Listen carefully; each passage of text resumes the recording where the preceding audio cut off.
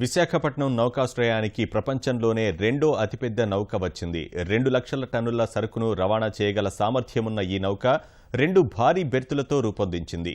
అంతర్జాతీయ జలాలతో ఒక దేశం నుంచి మరొక దేశానికి కార్గో రవాణాలో అత్యధిక సామర్థ్యం గల నౌకలో 800 కంటైనర్లను దింపి మళ్లీ లోడింగ్ చేయవచ్చు. మరింత సమాచారం మా ప్రతినిధి కూర్మరాజు అందిస్తారు.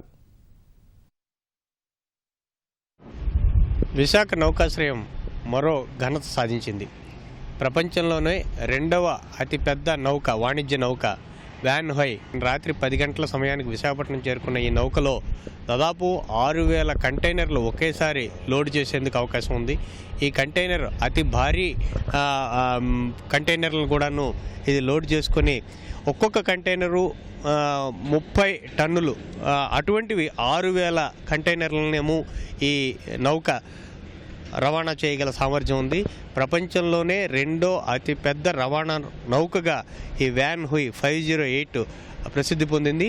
ఇది విశాఖ నౌకాశ్రయానికి మొదటిసారిగా ఈ నౌక వచ్చింది. దాదాపు 2 బెర్తుల్లో ఎంత స్థలం అయితే ఆక్రమిస్తుందో అంత స్థలాన్ని ఈ వాణిజ్య నౌక ఆక్రమించింది. దీనికి అతి వేగంగా విశాఖ కంటైనర్ టెర్మినల్ నుంచి అతి వేగంగా ఈ కంటైనర్లని ఇందులో లోడ్ చేయడం జరుగుతుంది. దాదాపు 36 గంటల్లోనే ఈ లోడింగ్ అనేది ప్రక్రియ పూర్తయిన తర్వాత ఈ నౌక బయలుదేరి అటు సింగపూర్ మీదుగా చైనా, మిగిలిన దేశాలన్నిటికీ వెళ్ళడం జరుగుతుంది. ఇక్కడ నుంచి కంటైనర్ల ద్వారా రవాణా అయ్యే సరుకులన్నింటినీ కూడాను వీటిలో పంపించడం అనేది ప్రధానంగా విశాఖ కంటైనర్ టెర్మినల్ చేస్తున్న పని.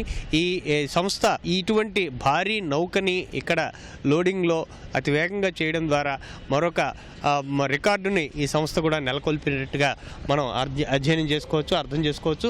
ఇది వాణిజ్యపరంగా విశాఖ నౌకాశ్రయానికి ఉన్న ప్రాధాన్యత మరింతగా పెరిగినట్టుగా మనం గుర్తించాల్సి ఉంది. కెమెరామెన్ సిఎస్ శ్రీనివాస్తో కూర్మరాజు, ఈటీవీ న్యూస్, విశాఖపట్నం.